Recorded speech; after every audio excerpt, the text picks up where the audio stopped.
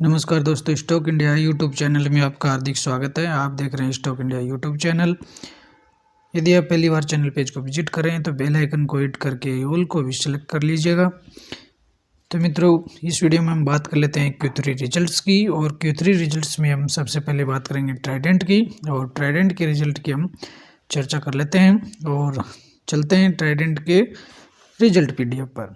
और ट्राइडेंट के result PDF पर हम पहुंच चुके हैं और बात करेंगे सबसे पहले कंसोलिडेटेड रिजल्ट की। तो ये देखते हैं सबसे पहले कंपनी का रेवेन्यू फ्रॉम ऑपरेशंस दिसंबर 22 का क्वार्टर, सितंबर 22 और दिसंबर 21 का क्वार्टर। तो जो फिगर्स हैं वो आपको मिलियंस में देखने को मिल रहे हैं। और रेवेन्यू जो फ्रॉम ऑपरेशन रहा है प्रेजेंट क्वार्टर में रहा 16,414, पिछले क्वार्टर में था 14,376, दिसंबर में 19,800। तो ये क्वार्टर ऑन क्वार्टर तो इसमें जंप देखने को मिल रही है और ईयर टू ईयर है ये घटते हुए देखने को मिल रही है। और टोटल इनकम की बात करें तो सेम ही सिचुएशन आपको टोटल इनकम में देखने को मिल रही है। टोटल जो इनकम है वो ईयर टू ईयर तो घटती हुई देखने को मिल रही है और प्रेजेंट जो क्वार्टर ऑन क्वार्टर है वो उसमें ग्रोथ देखने को मिल रही है। तो कंपनी का जो टोटल जो इनकम है क्वार्टर ऑन क्वार्टर तो अच्छी खासी बढ़ी है, लेकिन ईयर टू ईयर है वो घटती हुई दिख रही है। और अब बात कर लेते हैं कंपनी के टोटल खर्चे की। तो टोटल जो खर्चे हैं कंपनी ने इस क्वार्टर में टोटल कितने खर्चे किए हैं वो देख लेते हैं। तो ये रहा टोटल खर्चे का। और प्रेजेंट क्वार्टर में रहा 14,639, पिछले क्वार्टर में था 13,938 और दिसंबर 21 में था 16,738। तो 16,738 से घट करके खर्चे हुए हैं 14,639। और क्वार्टरली जो खर्चे हैं उनमें भी बढ़ोतरी देखने को मिल रही है। 13,938 से बढ़ करके हो गए 14,639। तो क्वार्टर ऑन क्वार्टर है वो इनकम के साथ साथ वो खर्चे भी बढ़े और ईयर टू ईयर है वो खर्चे घटते हुए देखने को मिल रहे हैं। और अब टोटल इनकम में से अगर टोटल खर्चे घटा देंगे तो हमारे पास आएगा प्रॉफिट फॉर द पीरियड। और कंपनी का net profit for the period देख लेते हैं। और ये रहा नेट प्रॉफिट का कॉलम। और ये रहा प्रेजेंट क्वार्टर में रहा 1442, पिछले क्वार्टर में मात्र था 373 और दिसंबर 21 में था 2110। तो ये 2110 से डाउन होकर के 1442 ये रहा है ईयर टू ईयर। और क्वार्टरली इसमें अच्छी खासी जंप देखने को मिल रही है, 373 से बढ़कर के हो गया 1442। तो इसमें करीबन आपको 4 गुना जंप देखने को मिल रही है किसमें, नेट प्रॉफिट में। तो इस क्वार्टर में कंपनी का जो नेट प्रॉफिट है वो 4 गुना करीब बढ़ गया है। और इसी का रिफ्लेक्शन हमें EPS में मिलेगा। अर्निंग पर शेयर की बात कर लेते हैं। तो कंपनी का अर्निंग पर शेयर भी देखें तो प्रेजेंट क्वार्टर में रहा 0.29, पिछले क्वार्टर में था 0.07 और दिसंबर 21 में था 0.42। तो ये ईयर टू ईयर डाउन देखने को मिल रहा है और क्वार्टर ऑन क्वार्टर है वो बढ़ता हुआ मिल रहा है। 0.07 से बढ़कर 0.29 हो गया। तो ऑल ओवर बात करें तो इसके जो क्वार्टरली रिजल्ट्स हैं ट्राइडेंट के उनमें तो काफ़ी ग्रोथ देखने को मिल रही है, लेकिन ईयर टू ईयर है वो घटते हुए देखने को मिल रहे हैं। और यदि हम इसकी बात करें कि जो ईयर टू ईयर है उसमें ईयर टू ईयर जो रेवेन्यू है वो 17% तक डाउन हुआ है, नेट प्रॉफिट है वो 32% डाउन है और EPS भी 32% डाउन देखने को मिल रहा है। हालांकि कंपनी के जो क्वार्टरली रिजल्ट्स हैं उनमें काफ़ी अच्छी खासी ग्रोथ देखने को मिल रही है। सेल्स भी बढ़े हैं, ऑपरेटिंग प्रॉफिट भी बढ़ गया है, नेट प्रॉफिट भी बढ़ा है और EPS भी बढ़ा है। तो मित्रों, ये थे ट्राइडेंट के Q3 रिजल्ट्स। और अब चर्चा कर लेते हैं अगली कंपनी की। और अगला जो रिजल्ट है हम लेते हैं SRF लिमिटेड का। और SRF के भी हम Q3 जो रिजल्ट्स है उस पे चलते हैं और बात कर लेते हैं सबसे पहले SRF के मार्केट कैप की। तो 63,794 करोड़ का मार्केट कैप है कंपनी का। स्टॉक से करंट प्राइस चल रही है 2151 पर। सबसे पहले कंपनी के सेल्स देख लेते हैं। तो दिसंबर 22 के क्वार्टर में रहा है 3470 करोड़ और पिछला जो क्वार्टर था उसमें 3728 करोड़, दिसंबर 21 में 3346 करोड़ देखने को मिल रहा है। तो 3346 से बढ़कर के हो गया 3470 करोड़। तो इसमें ईयर टू ईयर है वो जंप देखने को मिल रही है, लेकिन क्वार्टर ऑन क्वार्टर है वो ये घटते हुए देखने को मिल रहा है।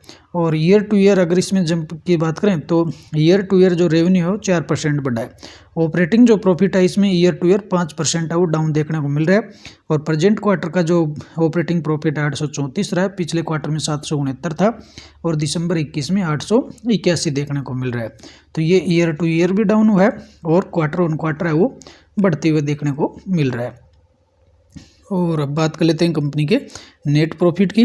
और नेट प्रॉफिट देखें तो प्रेजेंट क्वार्टर में रहा 511 करोड़, पिछले क्वार्टर में था 481 करोड़ और दिसंबर 21 के क्वार्टर में 506 करोड़। तो 506 से बढ़कर के हुआ 511 और 481 से बढ़कर के हुआ 511।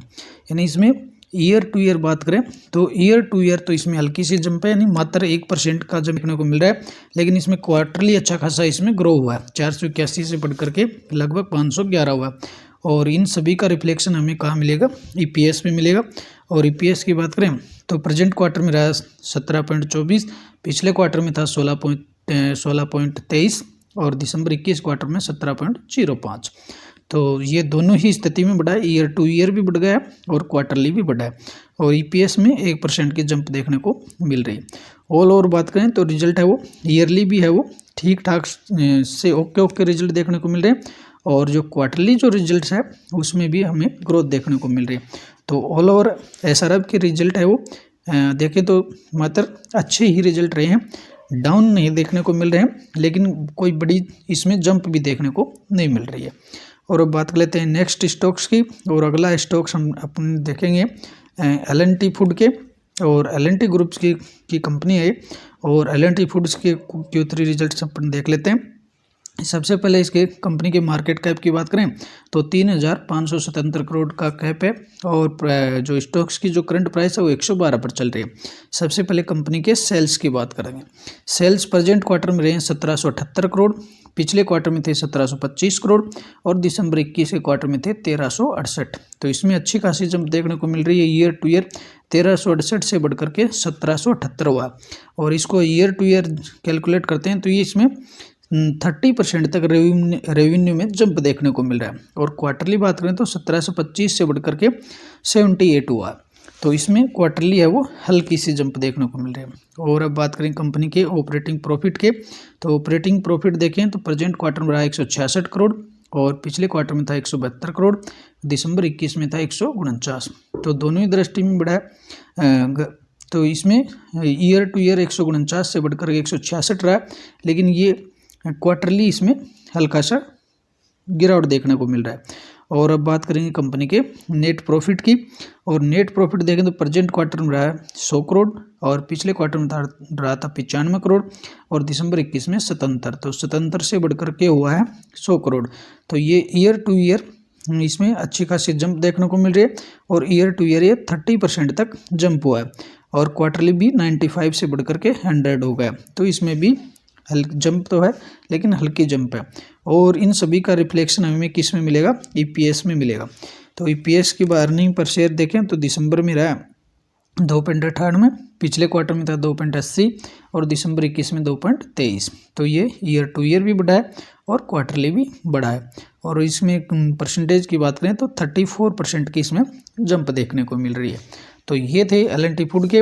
और ऑल ओवर इसका अगर एनालिसिस करें तो ईयरली जो रिजल्ट है वो तो अच्छा खासा देखने को मिल रहा है।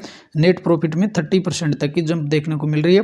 और यहाँ इसमें अगर क्वार्टरली बात करते हैं तो इसमें कोई बड़ी जंप नहीं है, इसमें हल्की सी या यूँ कहें कि पिछले क्वार्टर के सेम जैसे ही रिजल्ट है वो देखने को मिल रहे हैं। तो ऑल ओवर इसके ईयरली रिजल्ट है वो अच्छे देखने को मिल रहे हैं। और अब बात कर लेते हैं नेक्स्ट कंपनी की। और नेक्स्ट कंपनी हमने ली है टेक महिंद्रा की। और टेक महिंद्रा के Q3 जो रिजल्ट्स है वो अपडेट हो चुके हैं। और बात कर लेते हैं इनके Q3 रिजल्ट्स की। और सबसे पहले हम कंपनी के मार्केट कैप की बात करेंगे तो 1,08,888 करोड़ का मार्केट कैप है कंपनी का। स्टॉक्स की करंट प्राइस है वो 1036 चल रही है। सबसे पहले कंपनी के सेल्स की बात करेंगे। सेल्स है तो प्रेजेंट क्वार्टर में रहे 13,735 करोड़,